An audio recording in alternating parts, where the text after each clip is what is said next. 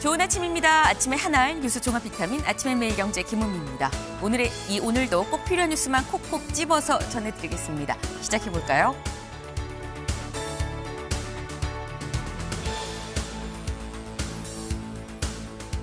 네, 동아일보 일면입니다. 윤 구속영장 심사 한밤까지 6시간 43분이 공방이 벌어졌다라는 건데 어제 오후 2시 22분부터 시작됐던 영장실질심사 밤 9시가 넘어서까지 계속됐습니다.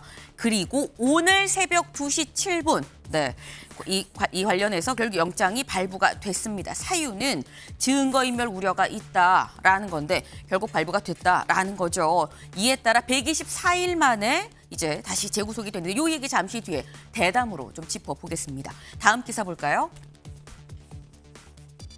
국민일보입니다. 국민의힘 새 혁신위원장의 윤희숙 국민의힘 여의도 연구원장이 임명이 됐다라는 건데 지금 이 인적 청산이 좀 불가하다라고 해서 안철수 의원이 이 혁신위원장을 내려놓은 지 딱 이틀 됐죠. 이틀 만에 국민의힘에서 새롭게 혁신위원장으로 윤희숙 여연 원장을 임명을 했습니다.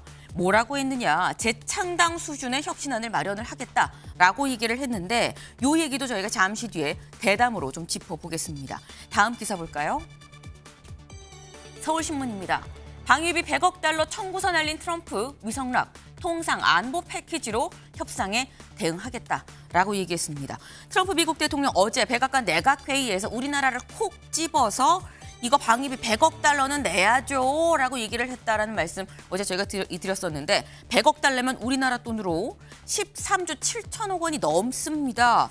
지금 우리가 바이든 정부 때 26년부터 내겠습니다라고 얘기를 한 게 1조 5천억인데 무려 9배가 넘는 돈을 더 내야 된다라고 지금 얘기를 한 거죠. 여기에 위성락 안보실장 어제 급거 미국을 갔다가 돌아왔죠. 돌아와서 한 얘기.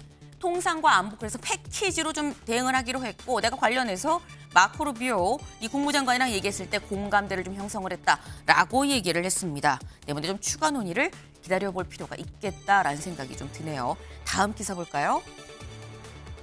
한국일보입니다. 정치중립 위반 이진숙 방통위원장 국무회의에서 배제하기로 했다.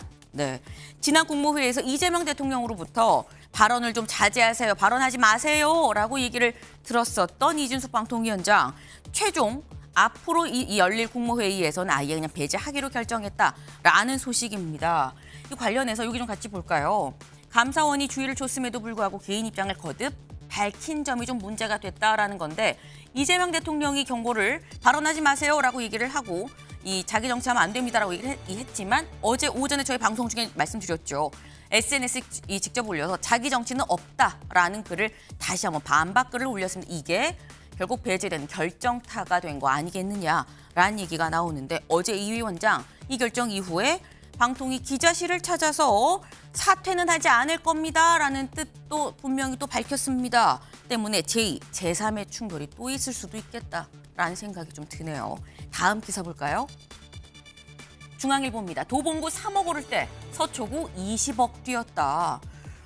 이게 무슨 얘기냐? 중앙일보가 10년 동안 아파트 거래를 23만 건을 전수조사를 했습니다. 전수조사를 해본 결과인 건데 비싼 데 있는 집이 더 많이 뛰는 거 당연한 거 아니야 라고 생각하실 수도 있어요. 근데 문제는 같은 퍼센트가 아니다라는 거죠. 여기 좀 보겠습니다.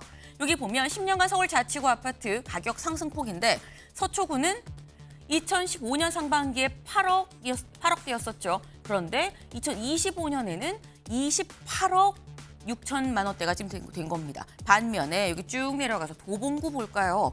도봉구는 2015년에 3억 원대였는데 지금 6억 원대다. 물론 도봉구도 2배가 뛰었습니다. 하지만 서초구는 3배가 넘게 올랐다. 오른 퍼센트 폭이 다르다라는 거죠. 비싼 집이 더 많이 뛴다는 얘기. 주택적으로도 이게 양극화가 상당히 심각하다라는 얘기가 될 겁니다.